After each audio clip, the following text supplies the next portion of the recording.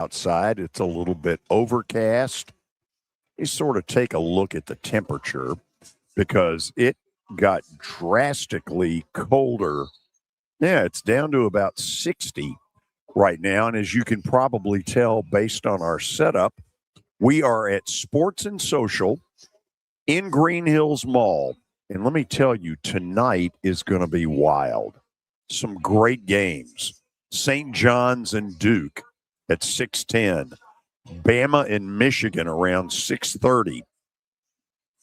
8:45, UConn, Michigan State. Who knows who's going to win that one? And, of course, Tennessee and Iowa State will do battle around 9 o'clock, give or take a few minutes. Have no doubt the Tennessee-Vanderbilt baseball game will be on in here as well. If you have never been here before, come in tonight and you will see a great television setup. And I'll kind of leave it at that. Parker, how you doing? ILLINI. So let me tell you, because this is one that went terribly wrong on my end. And, of course, Taylor Barnett was there early and often to remind me of where I had been. So last night, let's see, it was 9:42 that Taylor sent me the text that says, Illinois does not look soft. My reaction, go to bed.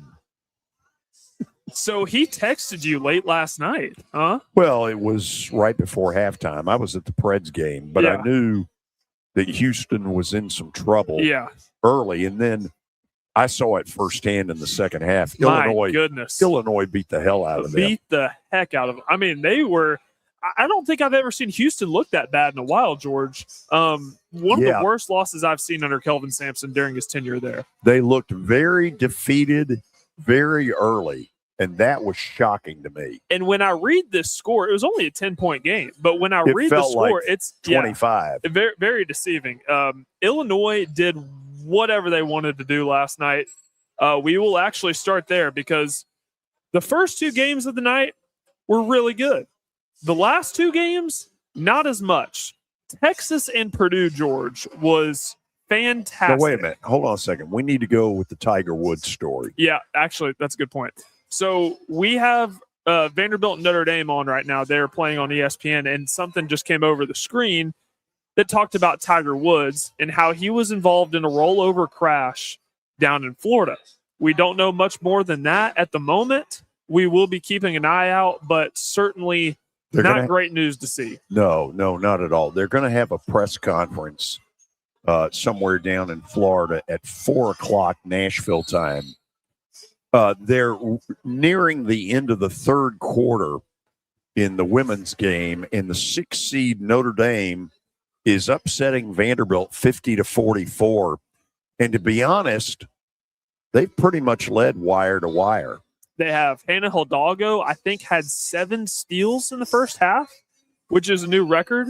Unbelievable performance from her. And she's single-handedly keeping them where they are right now, and that is ahead. So, so quick programming note as well. We're not on 94.9 The Fan for at least the first hour of the show. There is a chance that we could join back around 3:45, but Vandy is currently taking on Notre Dame. They're heading to the fourth quarter right now, so they are on 94.9 The Fan. So, the Tiger Woods news, again, there's supposed to be a press conference at 4 to kind of reveal more about that.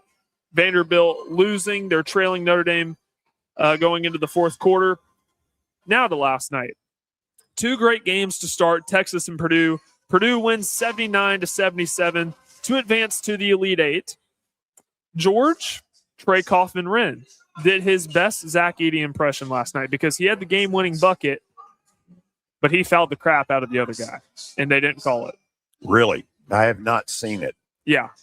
Hook and hold. Yeah. Got the final bucket. Interesting. Did not call it. Okay. So Purdue wins that one 79-77. Iowa, Nebraska. Phenomenal. As expected, Nebraska jumped out on them at the start. Iowa came back. And, George, the thing that's getting the most traction in headline right now is the fact that Nebraska had 4 players out on the court in the final minute of the game. That's how Iowa took the lead. That is a real messed up deal that likely has Fred Hoiberg and his staff. I'm guessing they've arrived back in Lincoln, and they are sick about it. I don't pretend to know all of the particulars of what the snafu was, how it happened. I just know it happened, and it can't happen. There's been a lot of discourse about, well, why didn't the refs point it out that there were only 4 players on the court? The truth is that's not their job. That's the assistant coaches, now, Fred Hoiberg. I'm told that it's normally a courtesy that officials will give, but it's up to the team. Correct. So here's a very really interesting and telling stat for Iowa. Bennett Sturtz, who's their star player, has 1 turnover throughout Iowa's run to the Elite Eight. 1 turnover. And he's been carrying the ball up the floor almost every possession. He's a terrific player. And, they are, they're shocking people. And the 2 games at night, not as great. Illinois, we already covered that, 65-55 winner over Houston. Box score lies in that one. Illinois dominated. Arizona beat the ever-loving crap out of Arkansas last night. 109 points scored in that one. Arkansas scored 88. It's the worst tournament loss under head coach John Calipari. And it makes you ask the question, okay, is Arizona perhaps the best team in the country? And the answer is, yeah, maybe. They might be. You'll get arguments for Duke. You'll get arguments for Michigan. Apparently now you're going to get some arguments for Illinois, even though I haven't bought it. But you know what? That Arizona performance, that's 2 really athletic teams going at each other. And apparently Arizona just out-athleted Arkansas by a mile, which I'll admit is hard for me to imagine. Yeah, no, and the thing for Arkansas, they only play about 7 players. They don't have a deep bench. They don't go deep into the bench, so it really hurt them last night versus Arizona. So we do have the Elite Eight matchups for Saturday set. Iowa and Illinois tomorrow at 5:09, Purdue and Arizona at 7:49. Yep, and I think I saw Arizona 6.5. Yep. And I don't know what Illinois' number is. Illinois is also 6.5. By the way, the Notre Dame-Vanderbilt women's game about to start the 4th quarter in Fort Worth, with Notre Dame leading 50-44. So I'm curious to know, George, because I was going to play consecutive Big Ten opponents right now in the NCAA tournament. I'm curious to know the last time that happened for any team. Having to play teams from your conference 2 games in a row. Well, they used to try to keep it where the first time you would ever see anybody in your conference was the regional final. And now with the conferences expanding, they've had to kind of push it back to Sweet 16. It makes it a lot harder. So there's your answer, I guess. Tonight, St. John's and Duke. Going to be awesome. That's the first game, 6:10 on CBS. Alabama, Michigan to follow. Michigan State, UConn, and Tennessee, Iowa State are going to be your nightcaps, and they really are going to be nightcaps. There's no kidding about that. Look, I hear all this stuff about St. John's has got a really good shot. The St. John's that showed up to play Kansas will get annihilated. They will have to play way better than they did last Sunday. End of story. Absolutely. St. John's is a 6.5-point underdog in that one. So Aiden Holloway has been given the okay to travel outside of the state of Alabama by, I guess, their local judge. However, the rules still apply that he is not with the team right now as they prepare to take on Michigan in Chicago. Now, will he be by 7:30? I don't know. I would hope that Alabama doesn't try this. I think it looks bad, but we'll see.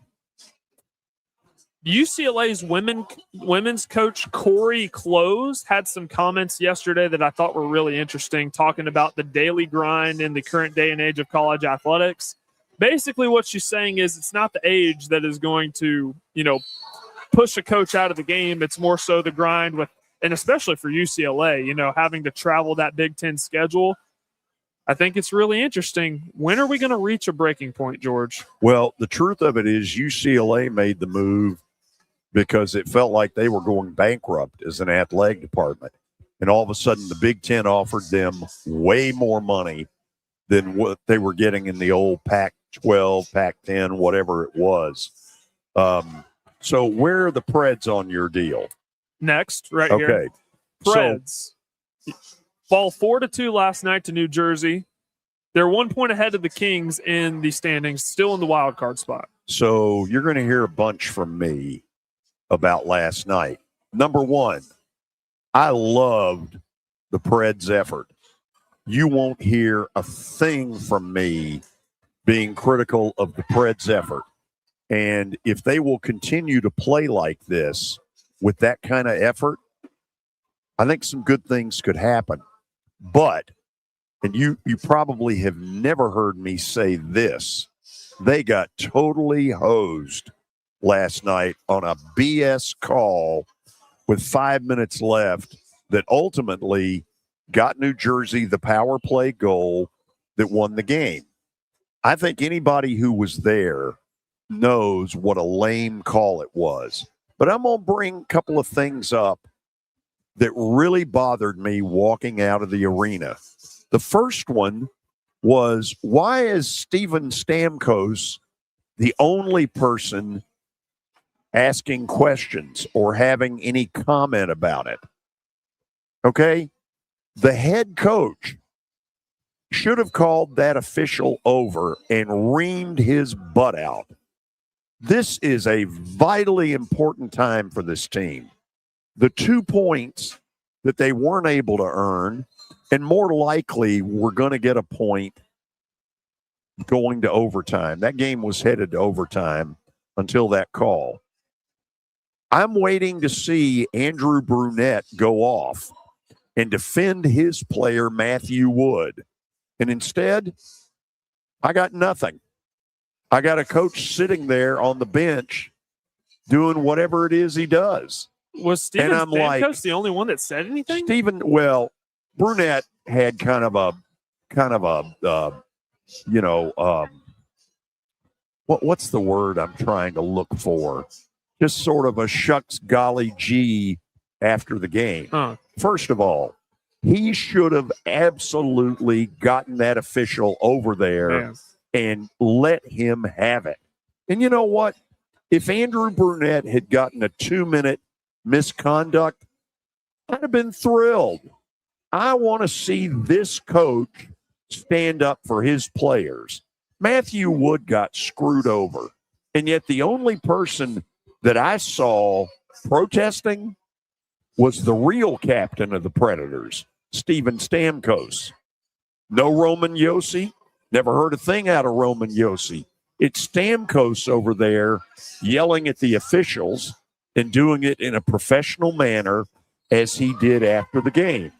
It was a BS call. It shouldn't have been made. It cost the team dearly. And I want to know why the head coach is sitting over there doing nothing. I don't get it. That's very discouraging. I'm very discouraged by that. And I realize that my way of handling things is probably different. I'm going to be confrontational. I'm going to fight for my player. If we get screwed on a call, I'm going to let the official know it. Sitting over there with golly shucks gee isn't good enough.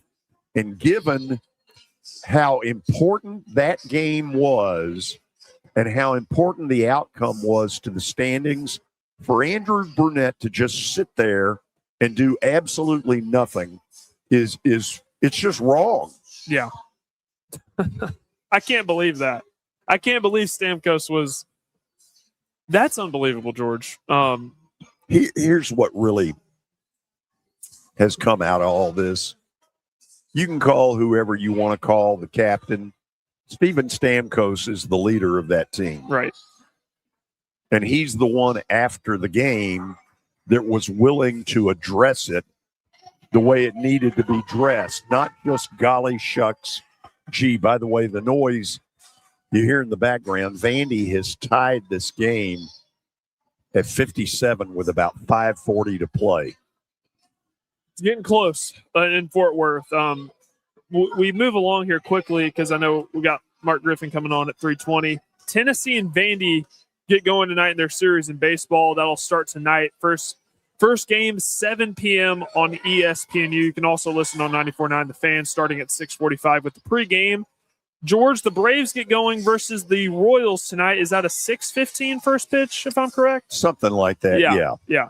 So, and with all of that in mind, Jeff Francouer will join us at 4 o'clock, and then Tennessee baseball play-by-play voice John Wilkerson at 4:25, and I'm excited because the last time I saw John, I inducted him into the Tennessee Radio Hall of Fame. And that was pretty cool. I have two more things that are pretty interesting. Did you see this story of it's Alec Boehm, right? I'm pronouncing that right, for the Phillies. He's suing his parents, alleges misuse of money, millions of dollars, that because I guess they had some sort of managing his money. That he's suing because he believes that they were using his money for their own personal benefit. So he's suing his parents. Yeah, it's a sad story. I don't pretend to know who's in the right and who's in the wrong. It's just a sad story. Man, I couldn't believe that. And the last thing, George Griffin, former scoring, had the scoring titles right with the NBA. Iceman. The Iceman. Yes. Things are getting interesting. Great because player. Caleb Williams is trying to trademark the nickname Iceman that he received this year. Gervin's not too happy about it, and I don't blame him. Okay, we'll see where that goes. Yeah. Okay, a lot of fun stuff on the show today. We'll begin with Mark Griffin. He will join us here in a matter of moments, former University of Tennessee star. It'll be a big night in Knoxville with a lot of stuff going on. And again, for those of you who are just joining us, put that back up there. Let me read that real quickly. Tiger Woods has been involved in what is called a rollover crash. There will be a press conference at 4 o'clock Central. Really, we don't know anything about his condition. He crashed in a neighborhood near his home in Jupiter, Florida. Mm-hmm. And we will simply, for now, hope for the very best. Mark Griffin after the break on the George Plaster Show. When I got my first car, my dad told me, keep the gas tank full and my number on speed dial. Now parents are telling their kids, save 615-242-9000 just in case. I'm Blair Durham. If you or someone you love is in a wreck, call us. We're here to get you the money you deserve. It's easy to say good things about the folks at Strike and Spare Family Fun Centers. Number one, I trust them with something that's near and dear to me, the Plaster and Friends Celebrity Bowling Night. But more importantly, I see the fun people have. They enjoy the bowling, they enjoy the camaraderie, and you will too. Come by any of their locations and get ready to have some fun. At Wilson Bank and Trust, we believe you shouldn't have to choose between personal service and digital solutions. As your local independent bank, we're proud to offer the relationships and trusted service you expect, along with the tools and technology that keep you moving forward. So whether you're growing a business, buying a home, or planning for the future, we're here to help. Because this isn't just where we work, it's where we live too. Wilson Bank and Trust, here to get you there. Member FDIC.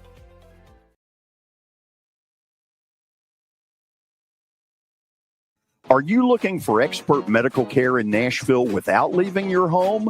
Medical House Calls brings concierge-level health care directly to your door. Whether you need urgent attention, ongoing primary care, revitalizing IV therapy, or medically guided weight loss, our experienced providers are just a phone call away. at 615-838-2375 or go online, medicalhousecalls.com. Hit After Hit has become the baseball store in Tennessee. They have over 1,000 different models of gloves and over 1,500 wood bats. They also have several Iron Mike pitching machines as well as a Hit Tracks machine. If they don't have it, you probably don't need it.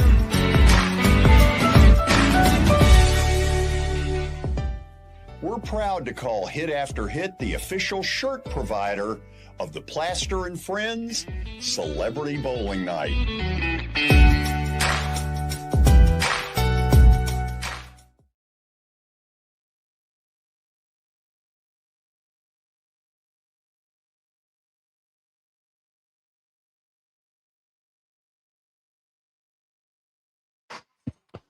Okay, we are back here at Sports and Social in Green Hills Mall. It'll be a very busy night here, as you can imagine, with all of the NCAA tournament action. Vandy and Notre Dame on the women's side going under 4 minutes to play, tied at 59, that regional in Fort Worth.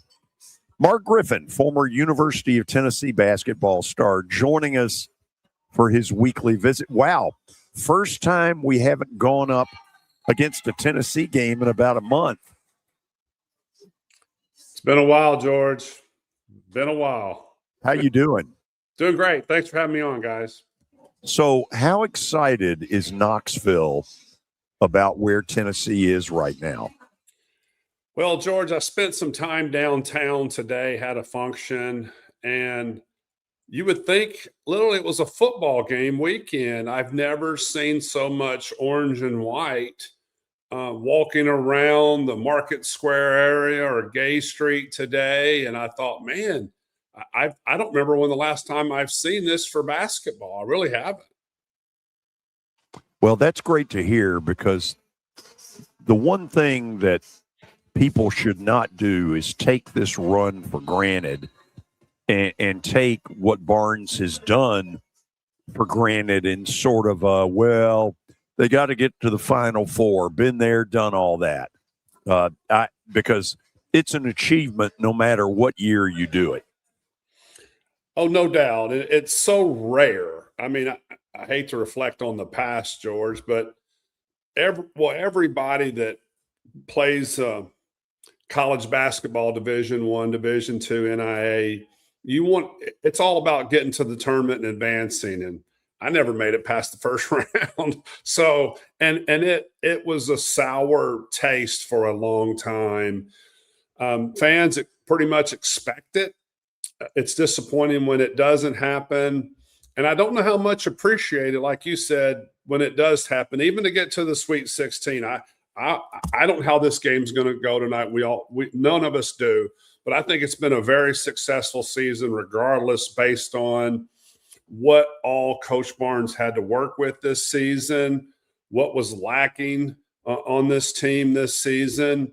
And the matchup they have tonight is a pretty good one. I mean, even if Jefferson plays their star player, I think this is a really good matchup. You're not going to see a lot of points, I don't think. So if you're looking for an NBA-type game, this is not going to be it. No, go watch the Arkansas-Arizona replay if that's what you're looking for. Mark, first of all, what do you think at this moment is Nate Ament's real health? Well, I don't think he's 100%, but I don't think we're going to know. I really don't. And even after the season's over, you may get a comment about a lingering injury like you do in so many sports when it's after the fact. The good news for Nate Ament, the Tennessee faithful, is whatever percent he is, it's a bonus to have him on the floor. Tennessee doesn't have a chance without what he brings to the table, the leadership. He's a leading rebounder on the team, and just a lot of things that he can do with mismatches and, be able to take the ball up the court. I still think he's 6'10". I've stood up next to him, and he's taller than I am. And George, if I stand up straight, I'm 6'9". He's taller than me. But there's so much about him that I think sometimes it's easy to undervalue, because these young men get labeled a lottery pick, and which is a top 14 pick, and you have such high expectations. Yes, there's pressure on him. I think he's handled it very well for an 18-year-old kid. And he's been a joy to watch. And I think Tennessee fans and all fans need to really enjoy this next, if it can extend past tonight, what he's been able to do. Because when you're such a great athlete, I think you take it for granted, because that's one of the things when I look at the NBA, I'm like, the best athletes in the world, and they make it look so easy. And when you make it look so easy, I think a lot of times you take them for granted. Real quickly, before we get back to the questions, under 3 minutes to play in Fort Worth, Notre Dame and Vanderbilt on the women's side tied at 59. Wow. Mark, you alluded to Joshua Jefferson earlier at Iowa State. Give me the, okay, if he plays, here's how it works. And if he doesn't play, here's how it works. Well, I've seen several Iowa State games this year, George, more than normal. This is not a program that I followed over the last several years in depth. I'm really impressed with Otzelberger.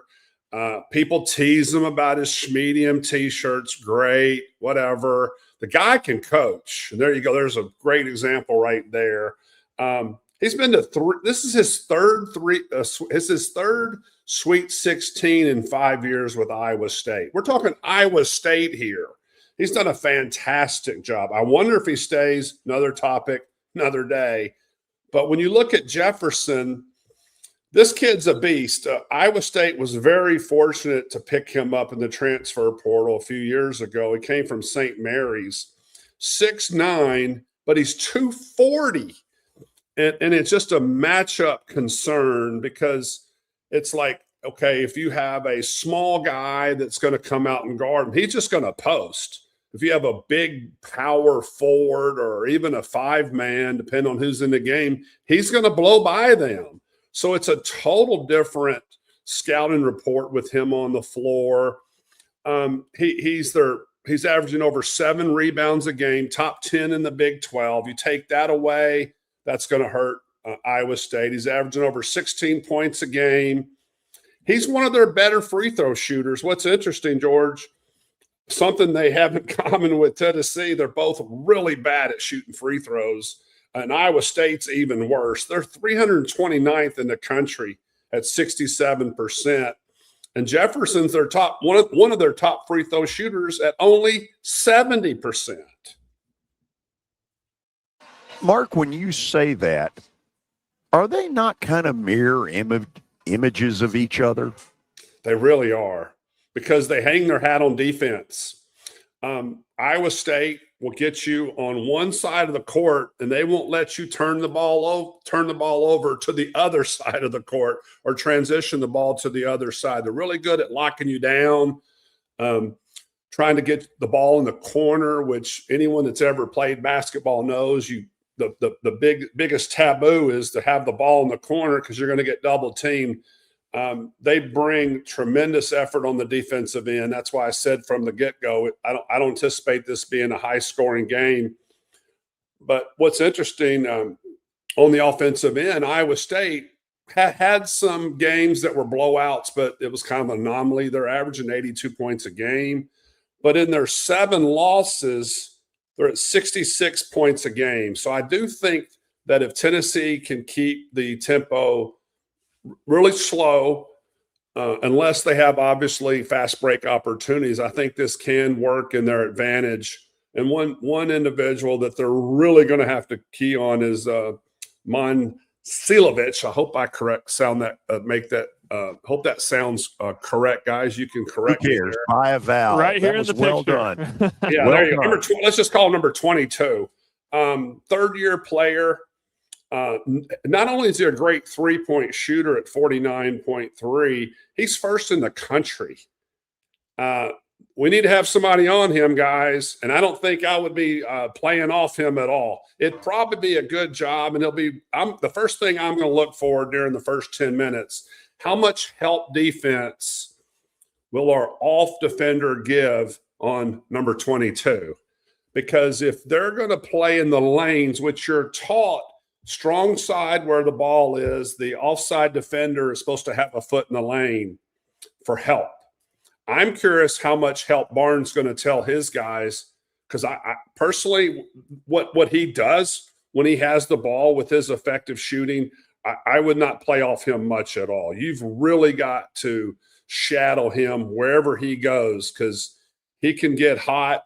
He takes a ton of three-point shooters, and that's someone you've really got to be aware of. And not only that, he's a great free throw shooter. He's averaging almost 88%. Doesn't get to the line much. He's primarily a three-point shooter. But when you're shooting almost 88%, can't foul the guy either. So, Mark, real quickly, under a minute to play in Fort Worth, Notre Dame at the moment leads Vanderbilt 64-62. Now make it a 1-point game. Aubrey Galvin at the free throw line for Vandy. And they're trying to tie it. This one going right to the wire and actually has a shot to go to OT. Okay, the game before Tennessee's tonight is Michigan-Alabama. Now, I get that Michigan's favored, but 9 feels a little much to me. How about you?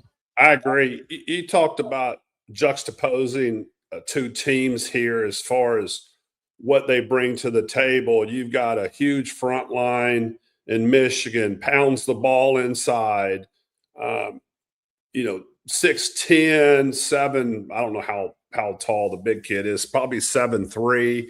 And then Lindenberg's, 6'8". Then you look at Alabama, what do they hang their hat on? Shooting over 36 three-pointers a game. One of them's got to give. Of course, on the outside, you would favor a team that has the inside presence. But if Alabama can get hot and Reitzel won't be looking over his shoulder anymore to make sure he's going to get subbed, this could be an interesting game. One of the things that Michigan doesn't have with, they lost Case in their guard is not a lot of guard play. Who's going to be able to go out and guard these three-point shooters when they're whisking the ball around like they are?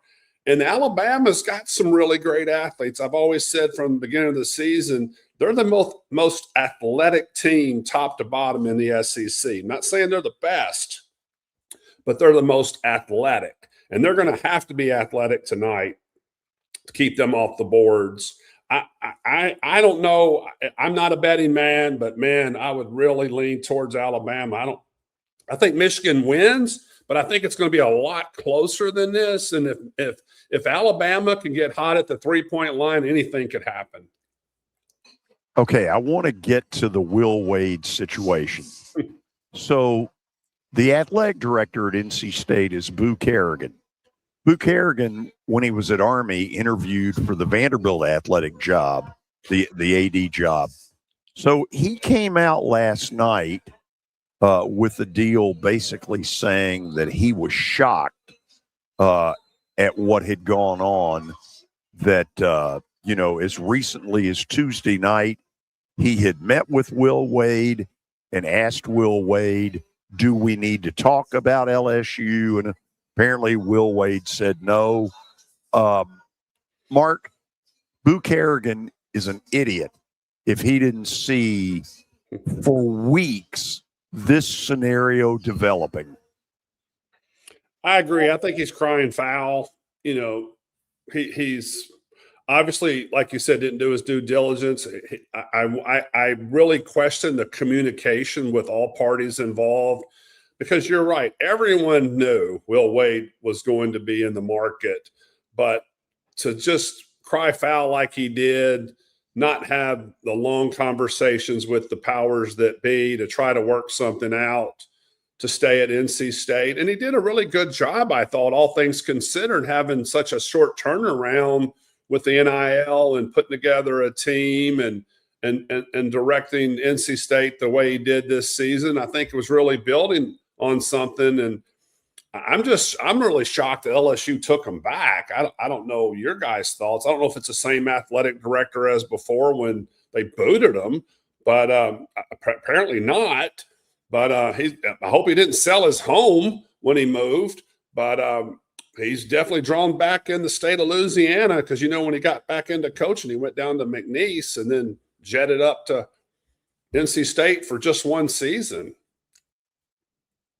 Mark, I think the thing that concerns me in the whole deal, he's from here.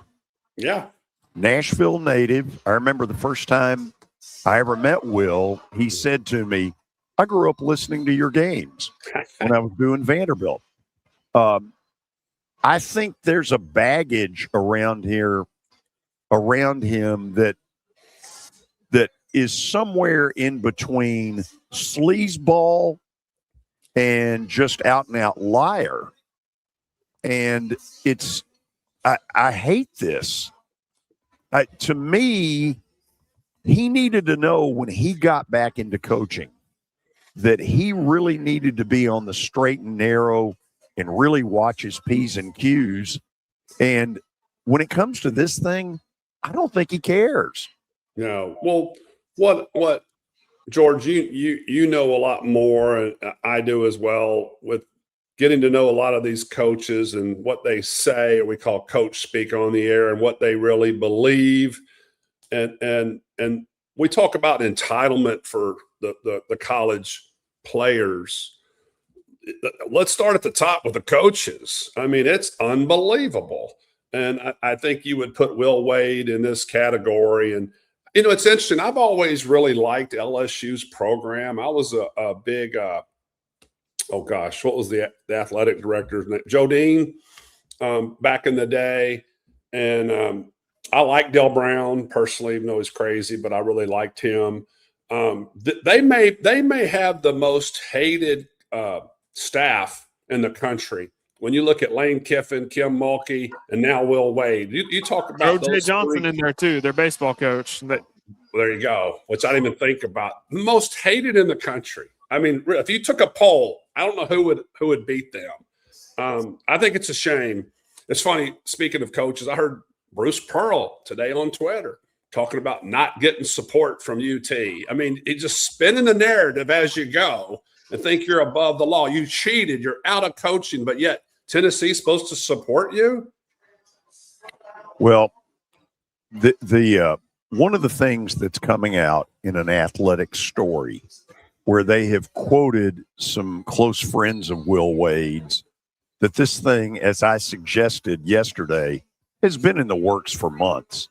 And Boo Kerrigan, as the AD at NC State, needs to wake up and smell the coffee, because people nationally have been yapping about this for a while. Yeah. And I realized that Will Wade was not truthful with him. But you know what? When you get in bed with a dog, you may end up with fleas. Yeah.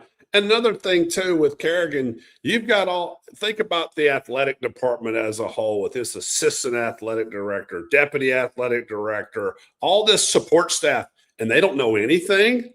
There's not whisper walking down the hallways. Are you kidding me? People are talking all the time about scenarios, and I just don't buy that you're like shocked or whatever the term was, because that's your job, to have a pulse and to open up the communication. But he's not going to admit that he dropped the ball with communication. He's not going to, Kerrigan I'm talking about here, he's not going to admit that anything went wrong on his side at all. Okay, we're off and running. Mark Griffin with us from Knoxville. He'll be ready and raring to go around 10 o'clock Eastern time, 9 o'clock Nashville time. Parker Kennedy and Mark Griffin will talk shortly. Let me say this as we go to the break. Did you just call me Kennedy? Did he just call me Kennedy, Mark?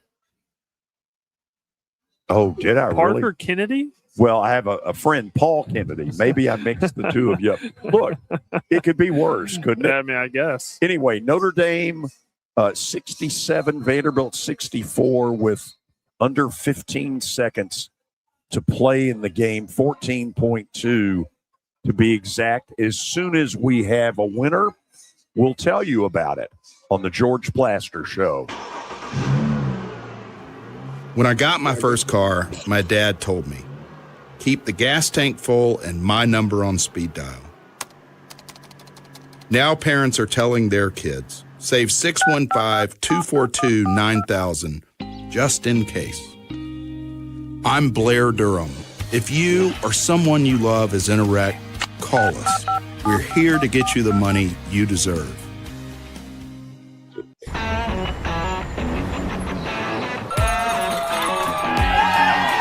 Smashville hockey. Around here, it can sound like a language of its own. But hey, if you can pronounce Demumbrian, then names like Yossi, Shea, Marchessault will roll right off the tongue. Nashville Predators, only in Smashville. Sports and Social in Green Hills Mall is the new home for our Football Night in Nashville promotion. Their food is terrific. Their TV setup looks like a racing sports book in Vegas. And if you're a sports fan, you can't beat it. Starting September the 4th, we'll broadcast from Sports and Social every Thursday night. There's Pop-A-Shot, great football, and the chance to win a beautiful Mikey's Motors golf cart. See you at Sports and Social in Green Hills Mall. Here's Officer Darren Hoskins for the Metro Nashville Police Department.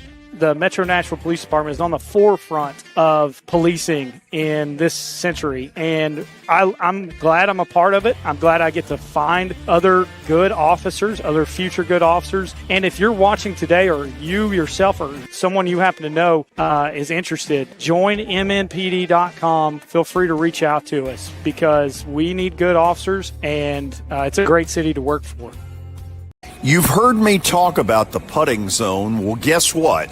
It's now open, and it offers a revolutionary indoor golf experience featuring state-of-the-art putting surfaces designed to replicate real-world course conditions. It allows players of all skill levels to practice, compete in tournaments, and connect year-round. Go by and see them at 3040 Sidco Drive and tell them Plaz sent you.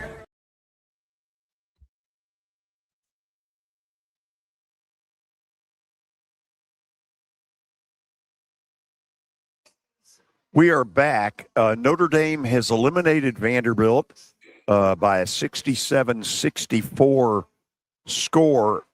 I'll admit up front, I was surprised that Notre Dame did not intentionally foul. Yeah. I absolutely would have. I got two three-point attempts, two good shots. So, okay, do you, Mark, before I turn it over to Parker Kennedy or Parker Kelly or whatever the heck his name is, would you as a coach always foul in that setting? I would. But the thing is, you've really got to have your guys focused during that timeout to know that when that ball's in their hand, they're not going up for a shot.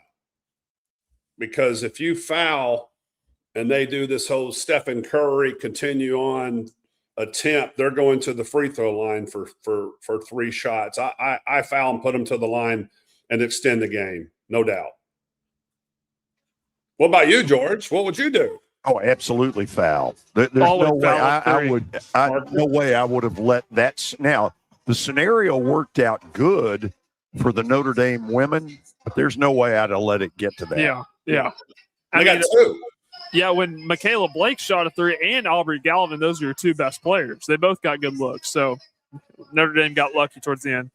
Mark, what's the caffeine situation looking like for you tonight? Well, my nickname around the house is Papaw, so it's not looking good because it's hard for me to stay up past 10, and it comes on at approximately 10:10. Depends on the first game, and Lord knows that doesn't go into overtime. Come on. You're going to get beat out by George. Man up. I can't stay up. Sakes. Hey, thank God for what I call taping games. I'm old school. I will try to stay up the first half, and then I'll tape it, and then I'll have it with my morning coffee. And I will not answer text. I won't look at my phone. I won't. When George calls me or texts me in the morning, I'm not messing with him. So I wanted to ask about, I'm going to try this, Milan Momcilovic. Does that sound right? Number 22. We'll just go 22. He had, 8 3-pointers made against Arizona in the Big 12 semifinals. I personally think he's the best 3-point shooter in the country. He is. Do you see this kind of being like the Miami, Ohio game plan where you want to know what kind of toothpaste number 22 uses, not letting him get any room to work with behind the arc? No looks. And it starts before that even. The Taman Lipsey, your point guard, a lot of pressure on him. They're going to have to exert a lot of pressure on the point guard, come out extended from the 3-point land. Because if you're backing up, expecting him to drive or even give him a 3-point shot, and he's got space where he can make sharp passes, that's going to be a problem. You've got to alter Lipsey's ability to make sharp passes because he's going to find him. He's done it all season. You've got to pressure the point guard. You cannot let him make sharp passes throughout the game because you just get into a groove. Point guards get into a groove. Sharp pass, sharp pass, sharp pass, drive, kick. They've got to pressure him continually. It's gonna be a tall task. Now, outside of that, I don't think that Iowa State has a lot of weapons, which, as George mentioned, and Parker, I'm sure you agree, is these teams really do mirror each other. I mean, you could say Jefferson is like an Ament-style player. One's a junior. I mean, well, Jefferson's a senior. Ament's a freshman. But that doesn't matter when you're on the court. Lipsey is like Gillespie, the quarterback of the team, great assist turnover ratio, takes, pretty much the floor general. And then you got fillers that fill in the blank. And you just hope you get some effort, get some rebounds here and there. One thing I will say about Iowa State that I give Coach credit, we talk about turnover now. We're going to talk about that as long as basketball is going on, with guys renting jerseys for a year looking forward. Iowa State did a really good job of pretty much maintaining the nucleus of their team from last year. They only have one freshman that contributes to the team, and everyone else on the squad has at least been with Iowa State for 2 seasons. Why is that important? Well, Iowa State, last year, they went to the NCAA tournament. They got to the round of 32, but they've had this experience as a group that Tennessee has not as a group. And I think that's a big advantage for Iowa State. They're going to be talking about that pregame. Guys, we were here. We all played together. Guys across the hall? No, not at all. And that's going to be an advantage. That could be an advantage. Tennessee's just going to have to disrupt it. So we had Iowa State's play-by-play guy on, I believe, Wednesday. And because I've been watching, I'm like you, I've probably watched more Iowa State at this year than any point in my life. I think this is the best team that TJ Altenberger's had during his time in Ames, and he's had a lot of really good teams. I think this is the best because even with Halliburton, with his NBA, this is better than that team. Yeah, because that experience that you're talking about and that continuity and the culture is, as about as rock solid as you can get. Griff, what scares me about this is their defense is suffocating. And I think they have more offensive weapons this year than they've ever had. So if Tennessee plays that second half, that they played against Virginia, if they come out and they look like that at any point tonight, I think Iowa State's going to run them out of the building. Fair? Oh, a great assessment. And also when you look at Iowa State, look at the conference they're in and what they're up against every night. I mean, you've got great teams. I know everybody's raving now about the Big Ten and how well they've, succeeded so far in this tournament. But looking top to bottom in the Big 12, just a great conference, great athletes. And what's been consistent the whole year for the most part has been Iowa State's defense.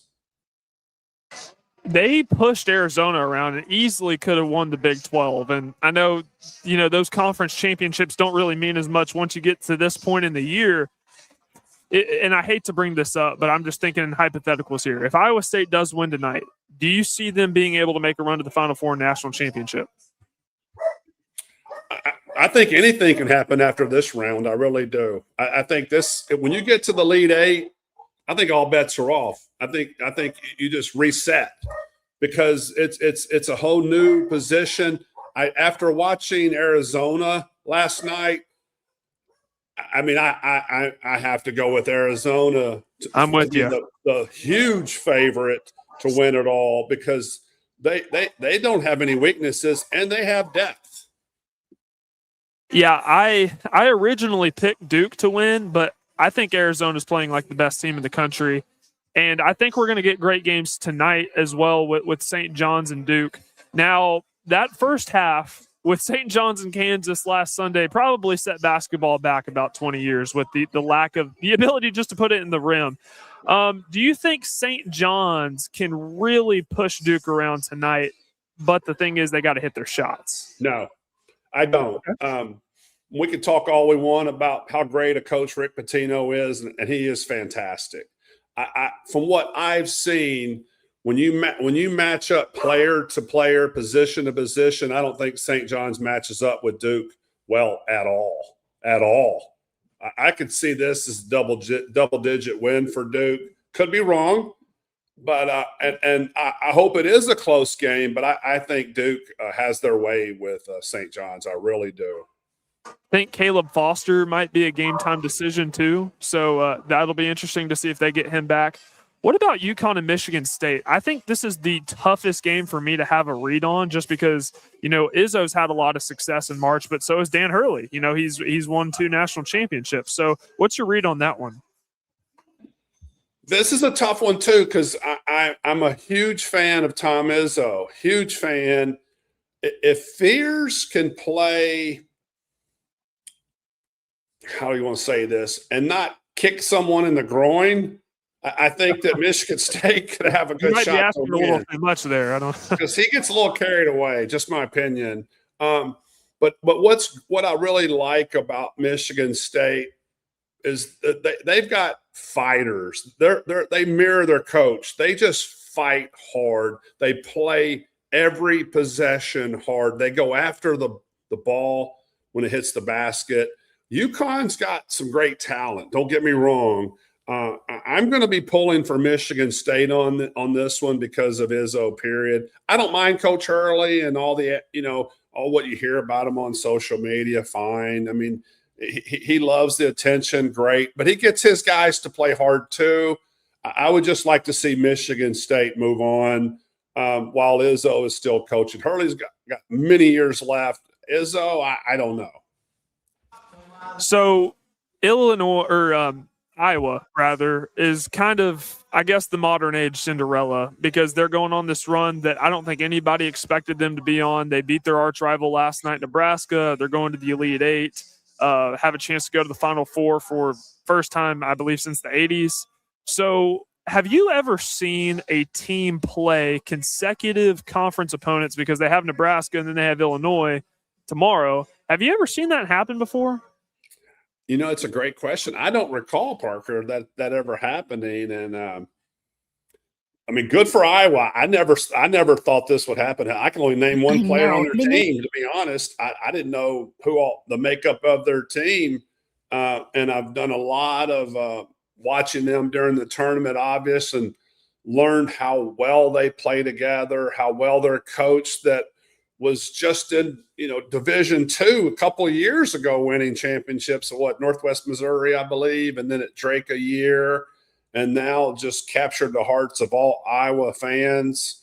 I think this is his first season, if I'm not mistaken. It is. Yep. I mean, it's an incredible run. I think it ends with Illinois. I really do, even though I said anything could happen once you get in the Elite Eight. Like George mentioned, past show that we thought Illinois wouldn't fare so well. They've really picked it up, even though we can't announce any of the players' names hardly. Luke Harris, I think is I can't say it. I even say Wagler instead of Wagler, so I can't get that right. But it's just really going to be fun the way this is all coming together. And who would have thought the Big Ten would have fared so well? Good for them. I would like to see Alabama win. I don't think it happens, but I will be cheering for Alabama. And I'm not normally a guy that's all SEC. If Tennessee's not in it, I will not cheer for Arkansas, and I was glad they lost. So I just let you know, or Kentucky. So that lets you know that I'm not just an SEC guy. It's certain teams. Well, we do know that you'll be watching the first half tonight. I have faith in you that you can make it up to the full game if you want to, but we'll have to see. Even if you tape the second half, that's fine too. But I have confidence, even though they call you Papa around the house. Yeah. Griff, really appreciate you joining us. Look forward to doing this again next week. Great. Thanks for having me. Good luck, Parker Jefferson. Have a good day, Parker Jefferson. Parker Jefferson. Yeah, George got my name wrong earlier, so good laugh about that. So Vanderbilt did fall to Notre Dame in the Sweet 16. My guess is we'll probably talk about that at the end of the show, but we have an interview coming up with Jeff Francouer to top off the 4 o'clock hour, and then John Wilkerson, voice of Tennessee baseball, will join us as well at around 4:25. With that being said, let's head to the break. This is the George Blaster Show. It's Factory Direct Sale. Which factory? From where? Family Leisure has truckloads of new model merchandise from all their factories arriving daily. Like what? Well, spas for one. All the new model spas are here and on sale from Artesian, Catalina, and American Select Spas as low as $29.99. And now introducing the Sundance Luxury Spas. Okay. Family Leisure is getting all the new patio furniture styles. Three Palms, Berlin Gardens, and Woodard are on sale. And there are still a lot of floor models left to sell at ridiculous prices. The guaranteed largest selection and lowest prices in the Mid-South. Now that's interesting. Family Leisure has factory direct pricing on pools. 24-foot pools starting as low as $29.99 installed. Solid wood slate pool tables are only $19.99 as well. Even the massage chairs and theater seating are on sale. Family Leisure even has a huge selection of infrared and traditional saunas starting at only $19.99 installed. At both huge locations, Antioch and Franklin. Family Leisure's factory direct sale going on now. Well, family and fun come together. Now, here's your latest Fox 17 Code Red weather report. I'm Fox 17 Code Red meteorologist Greg Bobus. Our temperatures falling throughout this afternoon, back to the 50s by dinner time. A few scattered showers on and off throughout our afternoon through this evening, and overnight tonight, we fall back into the 30s. Your sports live here on the Game Nashville Sports Network.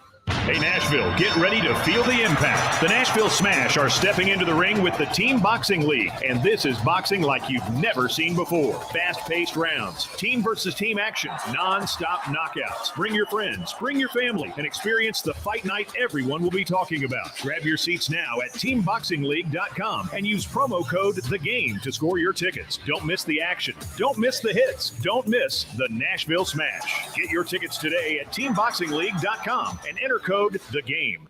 Ponce Law is the only personal injury law firm with the Crash Cam Network. Powered by Roadproof, capturing accident footage on highways across Middle Tennessee. Injured in an accident? Call Ponce Law. We offer a no-fee guarantee, and for over 30 years, we've been helping injured people just like you. We've been voted best law firm multiple times. I'm Michael Ponce, and we want to hear your story. Call us today at 615-244-4321. Ponce Law, justice for all. It's go time, y'all. The 2026 season kicks off Saturday, March 28th at Duck River Raceway Park with the season opener. 365 super late models battle it out for $1,500 to win. Plus, a full night of action with 602 late models, factory stock, open wheel, pure pony, bomber, dwarf, economy 602, and front wheel drive. Pits open at 2, grandstands at 5, drivers meeting at 5. Grab your crew, load up, and be there when the green flag drops. The season starts here. Extraordinary homes deserve remarkable appliances. At Electronic Express, we bring the best luxury appliance brands together, all in one place. From sleek refrigerators to state-of-the-art ranges and premium dishwashers, our expert team is here to help you make your home exceptional with fast delivery and professional installation. Experience luxury made easy at Electronic Express and create a home that truly inspires. Thinking about hosting your next event somewhere truly unforgettable? Join us for the Nelson's Greenbrier Distillery Open House on Monday, April 20th from 3 to 7 p.m. at 1414 Clinton Street in Marathon Village. Explore Nashville's most celebrated and best-kept secret event venue. Tour the space, meet local vendors, sample light bites, enjoy handcrafted cocktails and live music, and discover how Nelson's Greenbrier brings weddings, parties, and corporate events to life. Free and open to the public. RSVP welcome, but not required. Nelson's Greenbrier Distillery. Your sports live here. WBUZ HD3 Laverne. All around the world on the Game Nashville app. We are the Game Nashville Sports Network. ESPN 94.9. The Fan. A Cromwell media station. It's the George Plaster Show. Your sports live here on 94.9 The Fan. Well, we're moving on now, to the side, to a deluxe apartment in the sky. Moving on to the side. We finally got up here. Welcome all of you into the 4 o'clock hour from Sports and Social in Green Hills Mall, where tonight it's going to be wild. The Tennessee game is at 9 o'clock Central against Iowa State, and there will be a ton of folks in here, including me. But first, let's talk a little opening day baseball. On my right is a good friend and Atlanta Braves and TBS color analyst Jeff Francouer on his way to the ballpark and decidedly overdressed for this interview. Jeff, how are you? You know, George, I was thinking you could hit a little parlay tonight with the Braves and the Vols back to back. Well, it's good that you're offering this free advice. The problem is I don't think you'll pay off if it loses. So tell people up front, here's your softball. Tell people exactly what your role will be this year with the Braves. So I'll do about 30 games. I'm going to do some stuff around the park for them too. And on Braves Vision, of course, tonight at 5 Central will be the kickoff of Braves Vision, which will be kind of exciting. They got all the talent, everybody coming tonight, big pregame ceremonies. And then I'll do my 18 Tuesday nights on TBS in the playoffs. Good gig. I love it. New manager in Walt Weiss, in your opinion, what will be different?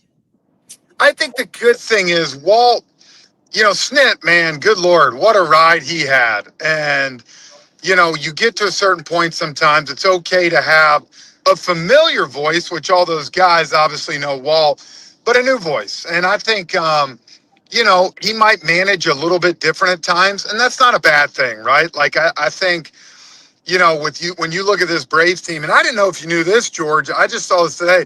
The Braves have the oldest opening day lineup in all of baseball. So, really? Look, yes, they do. So you look at it, it's a little different kind of era. And I think you heard Walt say, I'm going to try to manufacture runs, possibly a little more than just relying on the long ball. So I think it'll be a good combo and a good chance for Walt. I think Snit did a great job of walking away and giving Walt a good team. Sometimes you get these managers in waiting and they run it all the way to the end. And, the poor new guy that comes in has nothing left. So, Braves still have a lot of talent. So he has walked into a lot of the same stuff that plagued this team a year ago, with every starting pitcher imaginable having some level of problem. Jeff, are they simply unlucky, or is there something organizationally that they're worried about that they may have to change?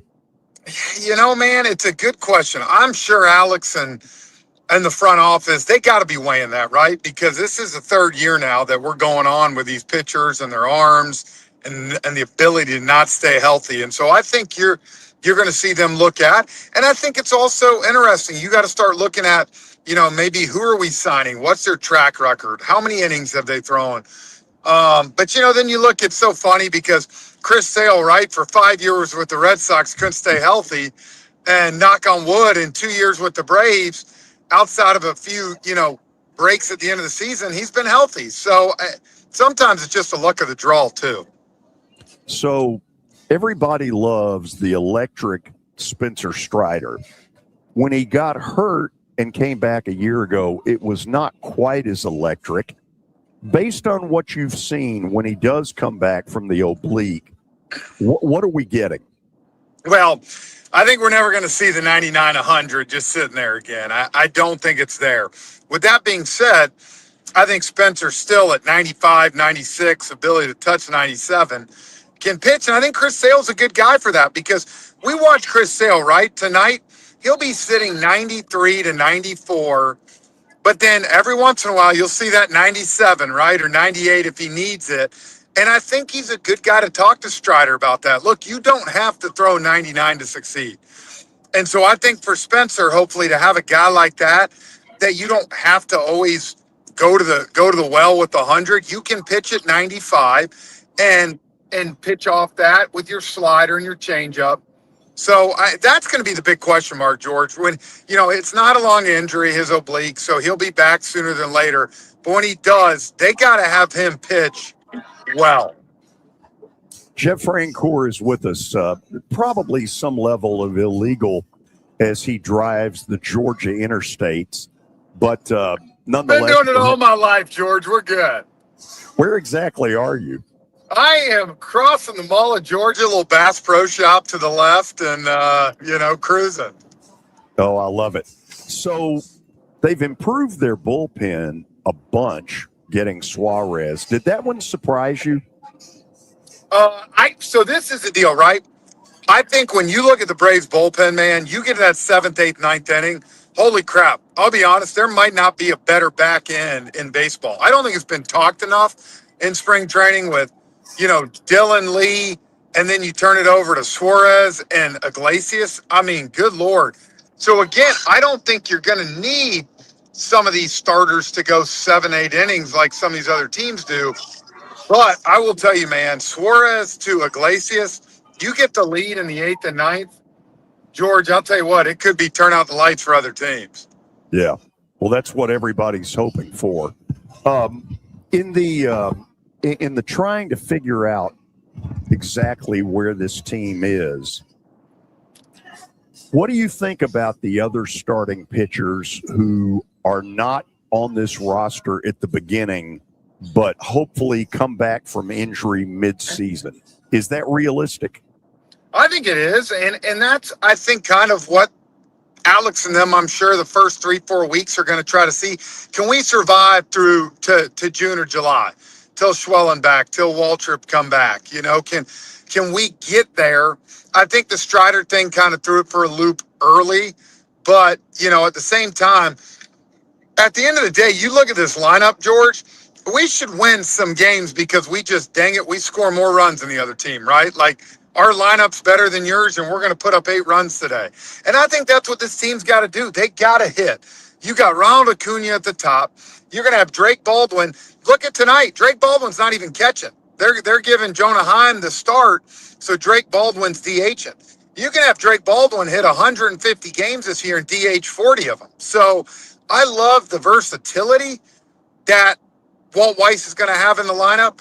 And, Austin Riley's got to come back and have a big year. You get those things right there, this lineup is, outside of the Dodgers, maybe as good as anybody in baseball. Okay. I'm about to throw a hand grenade at you. I love it. Feel free to take this hand grenade and say, I'm not answering it. Are you disappointed that the core leaders in the locker room, not a one of them basically said anything about the elephant in the room, Jurickson Profar? Does that concern you? Every locker room's different. I know this. I would have been in a locker room in our time where someone would have spoke up, right? Someone would have said something, whether it was me, whether it was Chipper, whether it was BMAC, even Andrew, and at the end of the day, accountability, we talk about that all the time. Hell, I talk about my kids' accountability every freaking day of the week, right? And, everybody handles it different. And I'm not one to judge. I'm not in there every day. But I know this, that, I was disappointed. I went on 680 here in Atlanta, a few other things, and I said it. I was disappointed that it turned out that way and that no one spoke up. But again, that's their locker room. That's their choice. And, we'll see how it plays out. But, for me, that was very disappointing to not see someone just even say we're disappointed, right? I like the guy. I've talked to Profar numerous times. I've told you that he's a nice guy. But at the end of the day, you left your team hanging for 80 games, and now you left them hanging for a whole year. So that's a tough pill to swallow. So, Jeff, I don't know if this becomes a bargaining chip in the future negotiations between the players' union and Major League Baseball. But right now, the Braves are on the hook on him for $14-15 million a year from now. And I guess I'm wondering, will somebody walk into that and say, listen, we need to rethink this so that if you're a two-time cheat, it's over. If the club wants it to be. I'm with you. If you want to go one and give a warning for 80 games, I got strong feelings on that too, as a player, as I know other guys do. But I'm with you, man. How in the world does this happen twice and a team's on the hook for $15 million next year? I can't believe it. But George, as we joke, he could have made $27 million in 2 years with the Braves. Instead, he's only going to make $6 million. And as my wife says, who's the most pissed off is his wife is who's the most pissed off. I tell you that right now. I love it. Okay, you haven't met Parker Kelly. Parker is a big University of Tennessee fan, and he seems to want to wear all these shirts. So I'll get out of the way. I don't know if Jeff can see. Well, I'm sure he doesn't want to see. Because he's a Clemson guy. It's the wrong shape. Clemson guy. Oh, Okay. he's a huge There's nothing Clemson wrong with guy. that. Nothing wrong with that. You get a couple of questions with him. Go. All right, Jeff. So I know George kind of asked about this, about the injuries and the stuff that's plagued the Braves over the last 3 years. I wanted to ask about that from a strength and conditioning standpoint.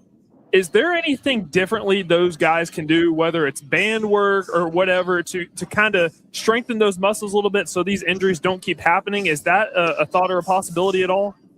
I think so, Parker. And I'll tell you this. I truly believe this. Bobby Cox used to say this. Guys came to spring training to get into shape. They did. They spent 6-7 weeks working out. I did. I was told back when I played that October, whenever we got out of the playoffs, November, December, rest your body, man. Don't do anything.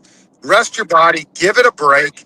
And then when you start to ramp up, I think the problem now, and it starts from the youth age all the way through, is there's never any breaks for these guys, man. They go hard.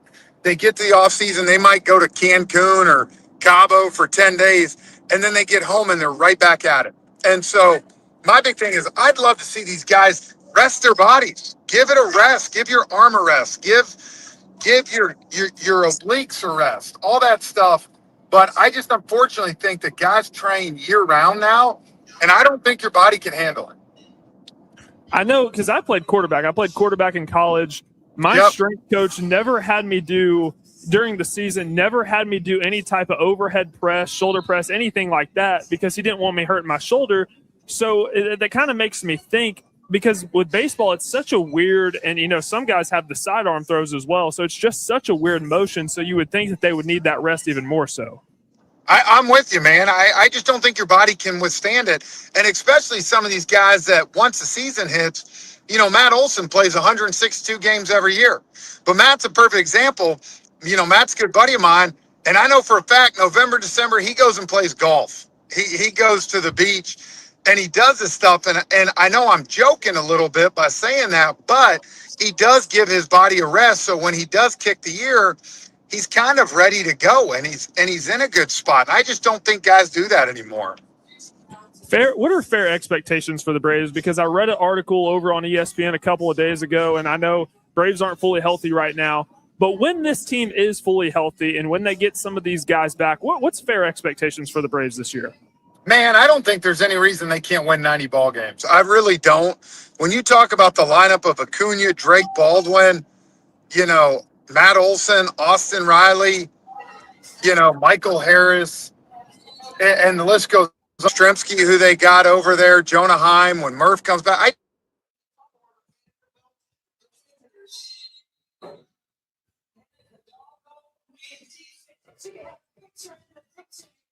think we lost you for a second, Matt. Not sure if it hit a dead zone. Sorry, you got me? Or Jeff. I'm sorry. Jeff. Sorry. Jeff, I wanted to ask one more thing because I was watching the Netflix broadcast with Giants-Yankees the other night. The new ABS thing.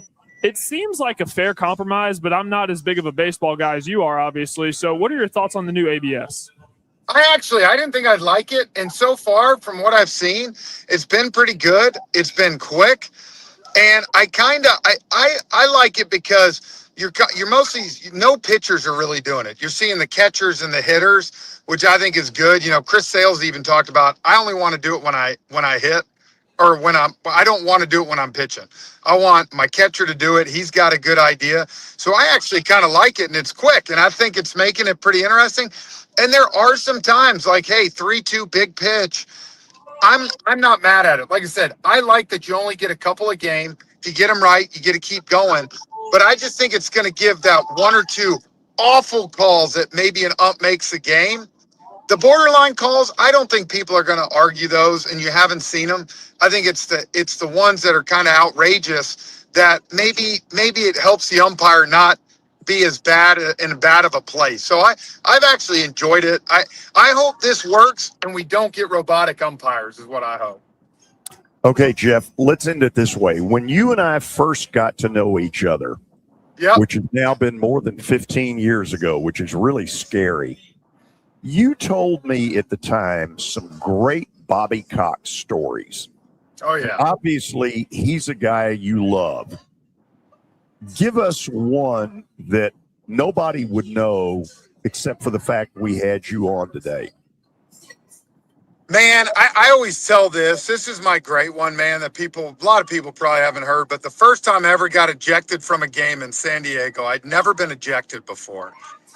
And so Bobby, of course, comes out and gets ejected right with me, drops about 7 F-bombs on the umpire, just throws haymakers at him. So it's like the 6th inning, and we're walking up, George, and he goes, I go to him, I go, what do I do now? I've never been thrown out of a game. I didn't know what to do. And he said, well, go get a couple beers, get in the cold tub, rest the legs a little bit. And he said, you'll probably get fined $1,000 depending what you said before I got out there. And he said, or you can just do what I do. I send a $50,000 check in at the beginning of the year every year and just say, keep the change if there's any left over. Oh, that is beautiful. He's the best, man. He's still ticking, man. He's still fighting. It sucks he can't get down to the park as much because I miss seeing that guy every day. But man, he truly was a blast to play for. And I tell people all the time, like, I am so fortunate that I got to play for him for 4.5 years. Man, great stuff. Jeff, thank you for doing this. Absolutely. Hit a parlay tonight, George. Listen to how we end this. You ready? Yep.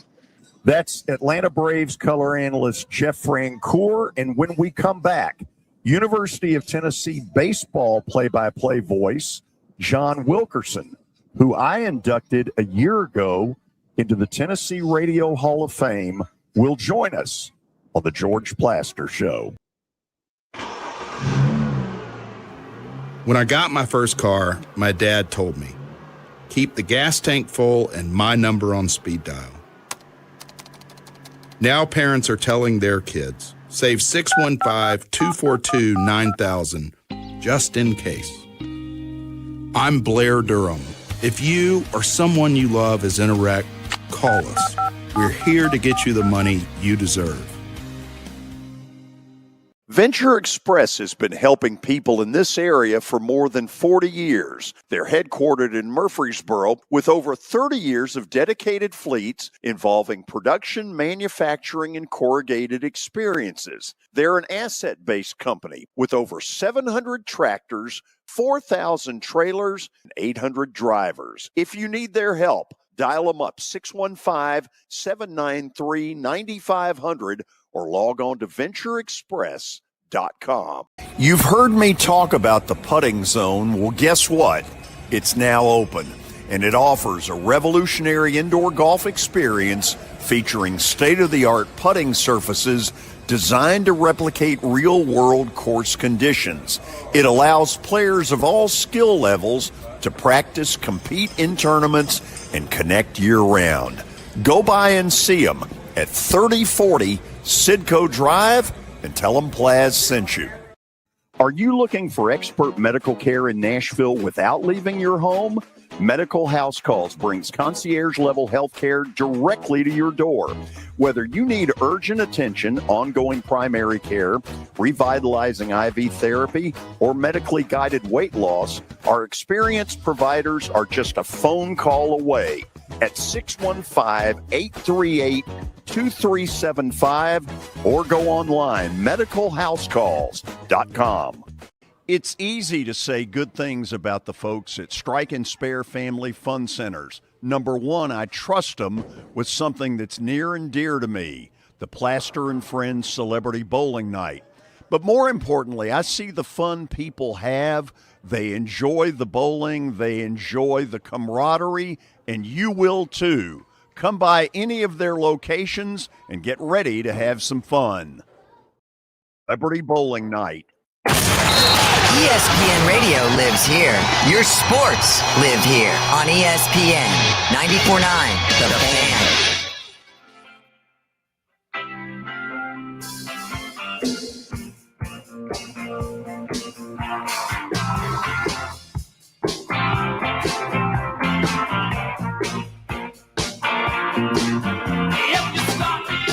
Okay, we are here at Sports and Social in the Green Hills Mall. We do this a lot, and tonight's going to be one of those big nights with all of these games on this super-duper TV setup that they have in here, whether it's the NCAA Regionals, the Braves opener, Vandy and Tennessee in baseball. A lot going on right now, but unfortunately, some very sad news on the Tiger Woods front.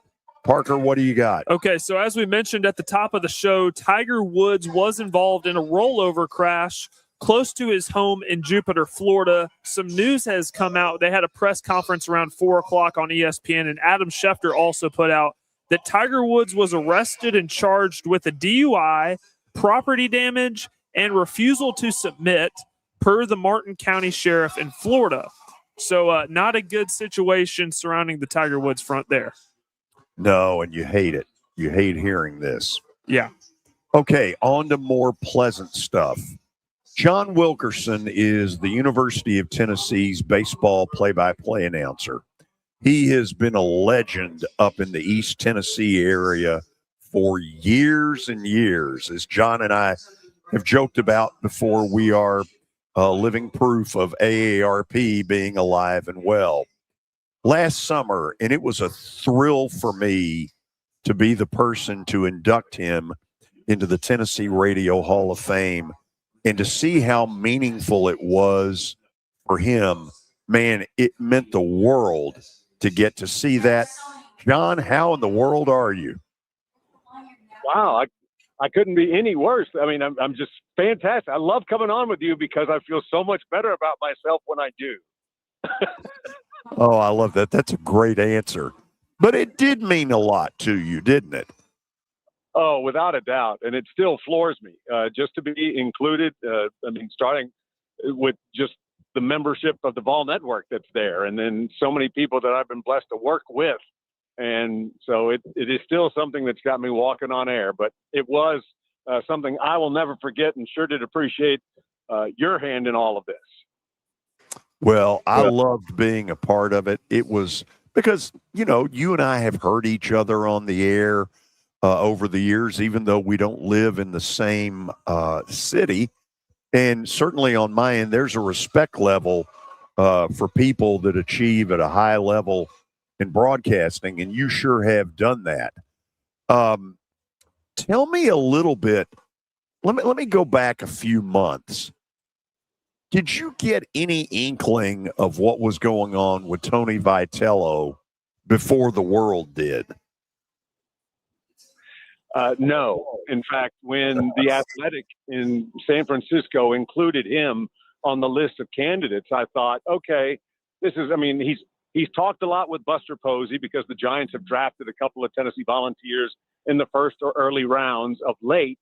And so I know that they know one another. And then I thought, this is somebody, an enterprising writer that's just going to really look outside the box as, hey, what about this guy?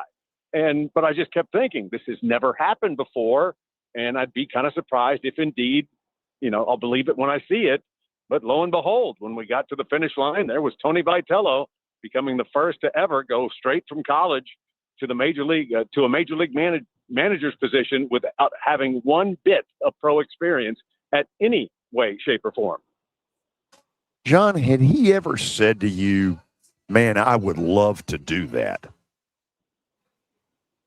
No, and it's not that the goal wasn't there. It's just that I don't know that the subject had ever been broached. But once again, the conversations with Posey, they talked more and more. They drafted Gavin Keelan last year, Tennessee's second baseman, and then the conversations just continued. And I think when you look at what Tony did, when you look at all that he did for the University of Tennessee, I think that the first step was significant in that it was making the players believe that they were ready to compete with all SEC programs, as opposed to just taking one step here and one step there. And so the mental aspect of what his approach to the game is, I think, is what made him so appealing to the Giants and would really to any other organization, to just think about, here's what we want from our next manager, their ability to do this.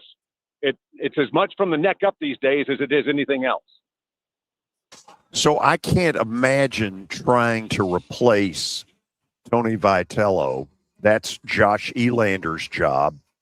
How's it gone so far? What's it been like? Well, I do think that, one, he's got a very talented roster. And at the same time, I would look at just bringing it all together, because they also have one of the youngest, if not the youngest roster as to who's starting where. You look at it, George, and you've got so many sports. You point to either the guys that were signed right out of high school to play for their specific college they play for now, or through the transfer portal. Just about all college athletics has essentially become a grown man or woman's game. And so you see a lot of experience there, whether it be homegrown or what you've added to shore up parts of the roster where maybe you weren't getting the job done. And I do think that Tennessee has struggled just a little bit to get things clicking offensively as you've grown accustomed to them over the last few years. But I do like what he's got to work with. I think it's a team that battles, but I also think this is a team that still needs to work on just building experience. And that's why I think the lineup has not produced, again, the run total that you're used to seeing Tennessee do. They pitch it pretty well, and I think that's where they are a touch more veteran. But I just think that this is a young team. It's a talented team, but there's no substitute for getting out there and just playing. John, talk to me about this. When Tennessee and Vanderbilt played a year ago in Knoxville, I thought it was one of the most tense, every pitch matters on both sides that I think I've ever seen on the college baseball level. And I'm guessing from the press box, you could feel it, couldn't you? Yeah, it's interesting that the last of those games took place, I think it was on Mother's Day. There wasn't much of a warm feel to it, but it was a rubber match, and that's one of the things that Tennessee found it in itself in so many times. I do know that, Vanderbilt just got tired of losing to Tennessee because you go back to the year before, 2024, Tennessee goes to Nashville, wins the first two to run the win streak to a total of 9 straight. And then the Commodores got the finale. And then they went to Knoxville and they got games, 2 of the 3 there. And then when it came to the semifinals in the SEC tournament, they had certainly marked back by winning 3 out of the 4 matchups last year en route to their SEC tournament championship. So I do believe that there was, this, I think it's always circled, but I think this was job one, what the Commodores wanted to do last year. They went out and did it en route to being the top overall seed in the NCAA tournament. And Tennessee just was not able to get the better of them, because what I really liked about last year's roster for Vanderbilt is it looked like it didn't matter who got the job done. Somebody was going to get it done. And that's why I thought, man, that is one incredible bunch, because the numbers as a whole wouldn't overwhelm you. But boy, when it came time to where somebody had to do something, they found somebody who would get it done. Now, Parker, you've never met John, have you? I have not had the fortune of meeting John, but John, I have listened to you many times. Hold on. I got to tell you a funny story. So 2 years ago, I walk in his booth and, I had this big grin on my face. And I said, John, this looks like a damn ARP convention. But this is a really good man. Talk to him. John, show him your shirt. He'll want to see Well, that. he can't see my shirt, but John, I am wearing a Tennessee polo. It's a big day, as you know. Tennessee and Vanderbilt getting going here tonight, and Tennessee and Iowa State. So a big day for Vol athletics. I do want to start off by this because George brought up the whole Tony Vitello situation, but it seemed like the fan base really wanted Josh Elander to be the head coach, and I was in that majority. But correct me if I'm wrong, Josh Elander has handled a lot of this recruiting, right? So a majority of the pieces are in place. Maybe it's just, kind of earlier on in the season working out, ironing some of the kinks, correct? Yeah, I believe that. I firmly believe that. And Josh has been here every step of the way. I mean, this is his 9th year in Knoxville. He wasn't Tony's first hire, but he was a very early hire because he was on the staff as essentially a graduate assistant or volunteer assistant at Arkansas when Tony got the job at Tennessee. So he's been along in the orange and white for everything in terms of the building of the program. And George hit the nail on the head. And you as well, that he is the recruiting coordinator. He's handed that off to Ross Kivett now. But yeah, you talk to some of the players and it's like, yeah, I've known Josh for about 7 or 8 years, because he started talking to him when they were in middle school. So he knows this roster top to bottom and through, as well as the guys that they brought in from the portal. And I do believe not only was it from within the roster, it was the fan base, and not only the fan base, but also the fact, one of the coolest things was how many Tennessee players that were a part of successful teams from years gone by also said, Josh Elander's the guy. You can go with Chris Burke.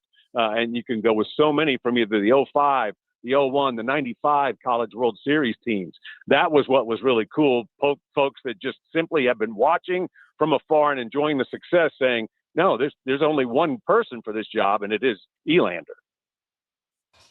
To be honest, I thought, he waited his turn, because there were several points where jobs came open. I know the A&M job came open when Schlossnagle left to go to Texas. I thought Josh Elander might be up for that job. He waited his turn. So was this just for him, waiting for the right opportunity and maybe not knowing when it was coming, but when Vitello took the job in San Francisco, that this was it for Elander? Yeah. He was in the perfect position, and you're exactly right. He was considered, and I'm sure a lot of folks wanted to talk to him, but Josh has been in Knoxville the entire time. All 3 of his daughters were born in Knoxville, and so it wasn't an automatic that you wanted to explore. He didn't have to go anywhere to go get a job, because he loved the one he had then, and he certainly loves the one that he has now.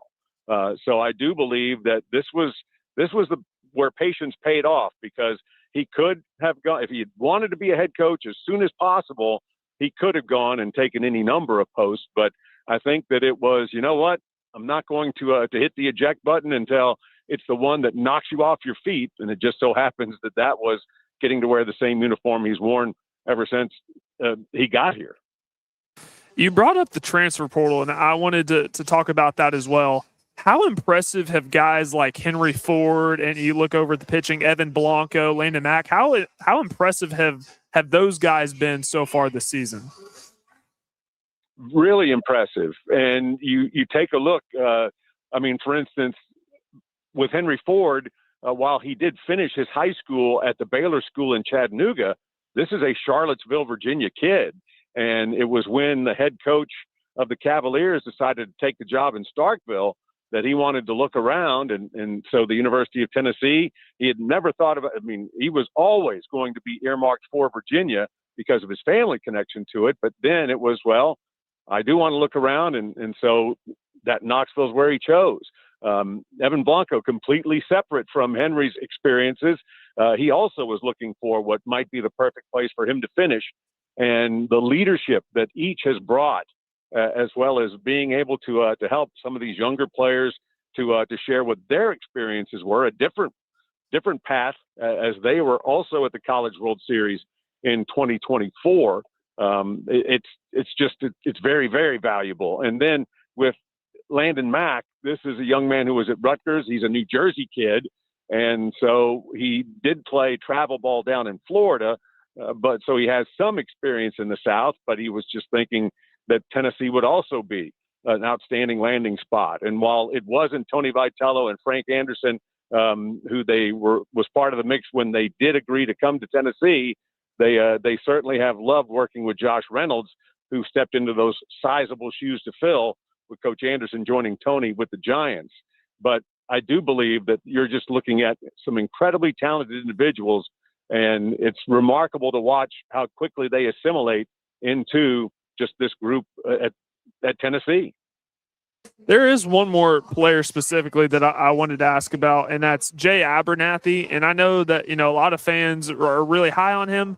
What do you think his ceiling can be at Tennessee under Josh Elander? I think everything's there that you would look for in an outstanding player. His versatility is right there front and center. Versatility / athleticism, because he can play an outstanding second base. He can also range in center field. For Jay, it just comes down to being able to swing the bat consistently. He's got a good eye. When he was the leadoff hitter, he led the team in walks drawn. It's just that he has not been able to really find his rhythm in the batter's box. And so I do believe he's somebody that will always be option one to come off the bench and help when it comes to defense in the outfield, or if you've got a vacancy on the infield. But I just think for whatever reason, we got to see the very last run scored that Tennessee put on the board last year was his first ever collegiate home run, and he smashed it out at Arkansas. So I just think that, yes, there is an outstanding amount of talent there, but there's also something to be said for getting the job done when it's gone live. So I'm going to go back to last weekend, the Missouri series. It seemed like that was a crucial series to win, because now the Vols have Vanderbilt, and then it'll be LSU next weekend. Now, Vanderbilt and LSU are both not as good as they have been in previous years, but I still imagine that those will be pretty tough series. So for Vanderbilt this weekend, what is the biggest thing that the Vols are going to have to do to clinch the series? Well, they need to limit what has been a very impressive power display by the Commodores to this point. Number 2 team in the country when it comes to the long ball. They can't let Vanderbilt just power themselves to a series win. It's really interesting because I think it's almost a role reversal. It was Tennessee with the big bats and everything in terms of hitting it out all over the place, and it was up to Vanderbilt to slow down Tennessee's bats. I think now job one is Tennessee on the mound, limiting the damage done by the Commodores, and then a very close second, Tennessee's going to have to score runs. Last weekend, they managed to win with a grand total. They got 7 runs on Sunday, but they didn't score more than 4 runs on either Friday or Saturday. I think Tennessee has to score more runs this weekend if they hope to have a chance to win the series. Is there anything at this point in the season? I know the series lost to Kent State. It was early, but still could be viewed as concerning. Has there been any point this season that has kind of gave you reason for concern about this Tennessee baseball team moving forward this year? Well, I just think the area where they have not met the expectations, starting with in the ranks of the program, is what they have done or failed to do offensively, because it comes down to just stacking hits and making sure that you make opponents pay for giving you a chance. I do think that's just going to continue to get better the deeper we get into the season. But I think that's been the biggest difference in this Tennessee team, because, again, they're awfully good when it comes to pitching it. It's just that they haven't been near as dependable 1-9 in what you need to put runs on the board. But I do think you've got a couple of guys that are really starting to find themselves. And like I said, I think that 2 weeks in, you missed out on an opportunity to win the series at Georgia, which would have been huge. But they jumped out to a 5-0 lead. They missed out on chances to add to that run total in the middle innings. And then lo and behold, that lineup never doubted it for a second. They were going to make a run, and they certainly came back and got the rubber match. So I just think that it would be, I wouldn't necessarily call it a concern, because as I've said, I think it's all about just getting experience and finding your footing when it comes to being in a more of the biggest role that you've had yet in this Tennessee uniform for a handful of them. But I do think that they're on their way. I don't know that they've turned the corner yet, but they're on their way. This will be my last one, and I know you're going to be occupied with baseball tonight, but a big one tonight in Chicago for the basketball team taking on Iowa State. What's your feel on the game? I think that if Tennessee, and this is not meant to be a cop-out, I believe if Tennessee plays its game, is able to go out and play the way it did, the way it defended against Virginia, it will win the game. I think the Vols have everything they need. Now, they can't afford turnovers, as they have found themselves in several stretches this season, because that's the biggest thing that Iowa State is known for, their ability to turn over opponent and just simply prevent them from getting shots. So Tennessee, when given the opportunity to get a shot up, they have to make them, especially if it's an offensive rebound putback. But yes, I think Tennessee has the chance to get out there and punch their ticket to a third straight Elite Eight. Hey, John, I'm going to walk in your booth tomorrow, and we're going to have a little AARP convention. I'll bring the Aleve. You do that. I'll bring the, what would it be? Bengay, not Metamucil. Maybe it is Metamucil. I don't know. Anyway, we're not as young as we used to be. Hey, thank you for coming on today. It was great talking to you. Hey, I appreciate it. Anytime, George. You just let me know. Thank you. John, appreciate it. Thanks. Okay, after the break, we're really going to have some fun with the founder of the Nashville Sounds. Back in 1977, Larry Schmittou will join us, and let's just say he's going to let you have it. Well, yeah, he's considerably ahead. Stay tuned. This is the George Plaster Show. When I got my first car, my dad told me, keep the gas tank full and my number on speed dial. Now parents are telling their kids, save 615-242-9000 just in case. I'm Blair Durham. If you or someone you love is in a wreck, call us. We're here to get you the money you deserve. As the trusted premier custom home builder in Middle Tennessee, Donnelly Timmons has over 20 years of experience in the industry. Whether you're looking to build your dream home or renovate your current home, their team will ensure that every client and every remodel is unique, luxurious, and completed on time within budget. Founders Dustin Timmons and Joey Donnelly have over 25 years of construction experience in the Nashville area. Together, they have completed projects in Forest Hills, Oak Hill, Green Hills, Franklin, and Brentwood. Dustin and Joey believe that communication is the most important aspect of all construction projects. Therefore, they personally manage each project themselves and are involved in job site activities on a daily basis. Their commitment to quality and integrity has earned them an outstanding reputation among their clients. Contact them to set an appointment for a free consultation or to view some of their completed projects.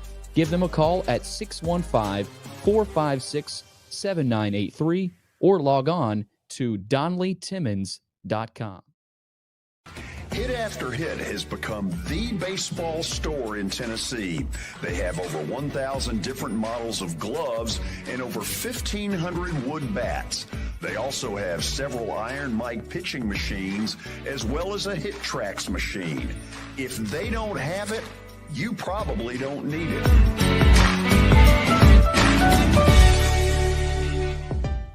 We're proud to call Hit After Hit the official shirt provider of the Plaster and Friends Celebrity Bowling Night.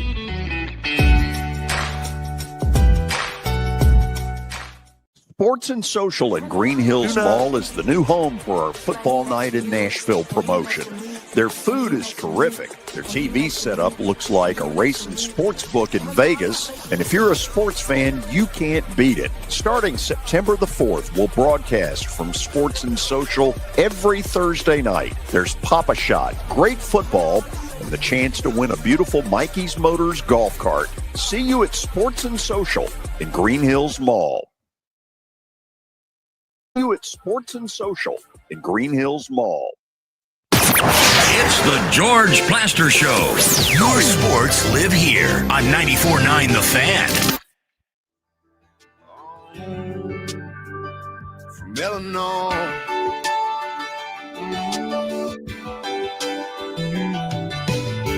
I remember the first time. George, we have some breaking news. Okay. Regarding Trinidad Chambliss and Ole Miss. The NCAA's appeal to the Mississippi Supreme Court in the Trinidad Chambliss eligibility case has been denied. He'll be eligible to play for Ole Miss in 26. That is per Pete Thamel. Oh, wow. A couple of other pieces of news that you may or may not know about. Earlier today, Notre Dame upset Vanderbilt on the women's side, 67-64 in a regional played in Fort Worth. And for those who have not heard the latest on Tiger Woods, lay it on them. So this is from Adam Schefter earlier, but Tiger Woods was arrested and charged with a DUI, property damage, and refusal to submit. That is per the Martin County Sheriff in Florida. There was a press conference at 4 o'clock today on ESPN, kind of going through all that. He was speeding, and this means big trouble for Tiger Woods coming up. Yeah, this is a sad story, and we'll just kind of leave it at that. We say hello by phone to the founder of the Nashville Sounds back in the late 70s, Larry Schmittou, who, of course, runs the Strike and Spare bowling centers in this area, one of which hosts the Plaster and Friends Celebrity Bowling Night. Coach, how are you? I'm doing fine, George. Well, you're certainly doing better than I am. Well, that's true. So, for the record, Coach Schmittou last night went 3-1. That actually, we'll just we'll take it and run the whole thing. Yeah, he went 3-1. I went 1-3, and ironically, the game he lost, I think he felt the strongest about, like me. University of Houston, home court, and the one win that I had, I felt the least confident about. Texas. Go figure. Unbelievable. Coach, it was an interesting night for sure. You know, you didn't win Texas. Well, they covered. No, you had gave 8 points.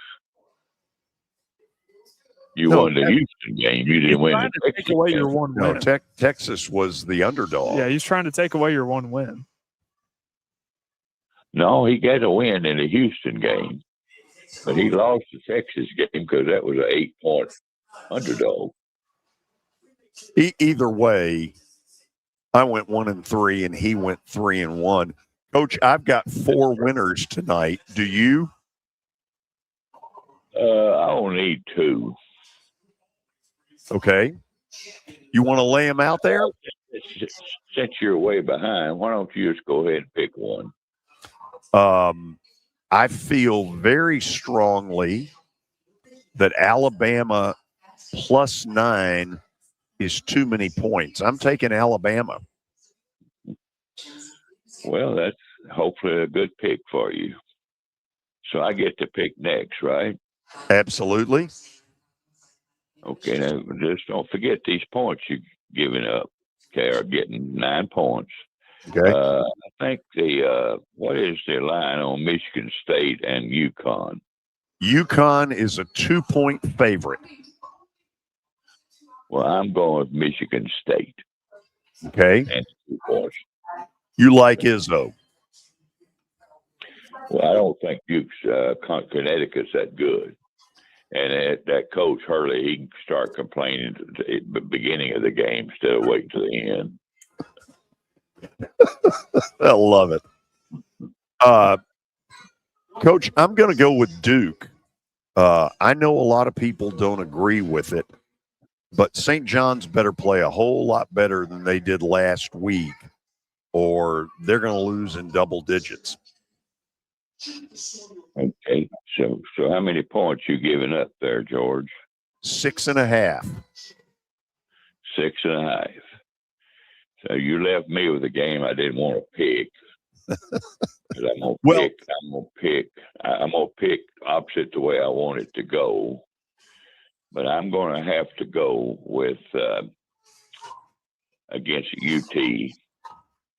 But I hope they win. You're going to take Iowa State. Yeah, what's their point line on that? Iowa State is -4. Yeah, and then hopefully that good player plays. But I do hope UT wins. Joshua Jefferson. So the best I can come out of this is a tie. And you can win if you win all 4. Well, that's true. I'll just tell you up front, I like Duke. I like Alabama. Coach, I like UConn. Well, that's good. Good for you. And deep down, I think Tennessee wins this game. Well, I hope you're right for their coach's sake. I like their coach. Do one thing for me before you go. You know how I feel about your staff at Strike and Spare. Take a minute, do your own commercial, because you all do some great stuff out there. Well, we're a family entertainment center. We got bowling and other things too, and we try to teach our people that to be customer friendly, to obey the laws that we have, what few laws we have, rules we have, not laws, rules about how you dress and how you act and everything else. And I'm very proud of our 600 employees over 16 centers that, for the most part, they do such a super job. And I get very few complaints about anybody not being friendly and hospitable to all those customers.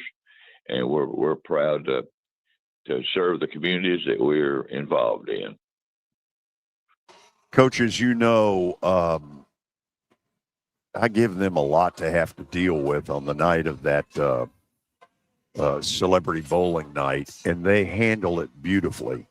Whether it's the underprivileged kids coming in from 3 to 5 or the actual bowling from 6 to 10, they do a marvelous job. And so when I tell people in the ad, hey, this is a place you need to go, it's not me feeding a line of bull. It's what I believe.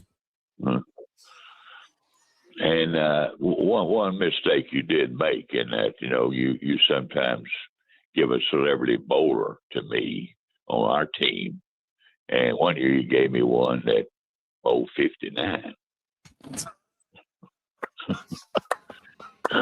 So, At least we get one that bowls 100. You know what's funny about that, Coach, is I will be on his show tomorrow morning. That of course, is Mark McGee in the Shelbyville, Tullahoma area. And I'll be glad to let him know that you thought about him. Well, he's improved. I'll say this: next year he improved. Yeah, he was embarrassed. You know, 59, you only have one way to go. Right. He was embarrassed about it, and you probably made it worse for him. We're happy to have you. You don't get better. George stuck me with all the professional bowlers, and I'm very average, so I look terrible. There's some pretty good bowlers out there. They were all bowling like at least 250. That was like the minimum. And here I am, getting 120. Terrible. Coach, have a good weekend. Enjoy the baskets, and I guess I'm probably going to have to concede on Monday. Yeah, we'll see. Talk to you then. Yes, I appreciate it. It makes the games more interesting. Thank you. I'll see you Monday morning. Bye. It's a good man right there. I enjoy tremendously the back and forth. We have a Monday breakfast thing, and I am target number one of his, but it's fun. Sounds like it. Throwing it back and forth at him. Love doing that. Let's he does not cause pain. And even though, are you sure? I fight back as best I can. He's pretty good at it, though. He is good at slinging it.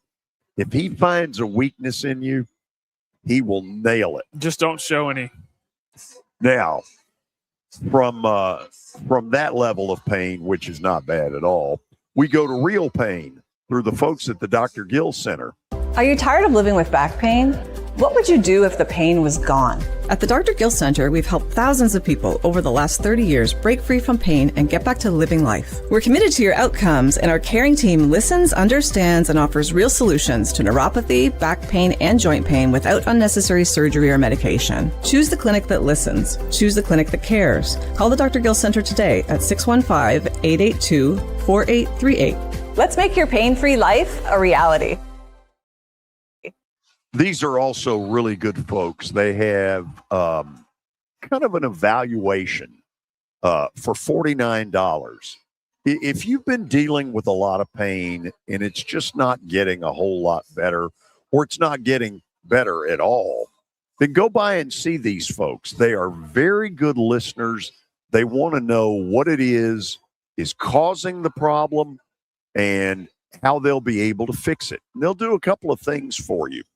The first they'll do is basically make things better in the short term, but also to make things better long term. That's the important part. Go by and see them, but first, give them a holler at 615-882-4838. Again, 615-882-4838. So let's end the show this way. I'm taking Duke minus 6.5. I'm taking Bama plus 9. I'm taking UConn minus 2. And I'm taking Tennessee plus the 4. See you on Monday. Have a great weekend. Now, here's your latest Fox 17 Code Red weather report. I'm Fox 17 Code Red meteorologist Greg Bobus. Our temperatures falling throughout this afternoon, back to the 50s by dinner time. A few scattered showers on and off throughout our afternoon through this evening, and overnight tonight, we fall back into the 30s. Your sports live here on the Game Nashville Sports Network.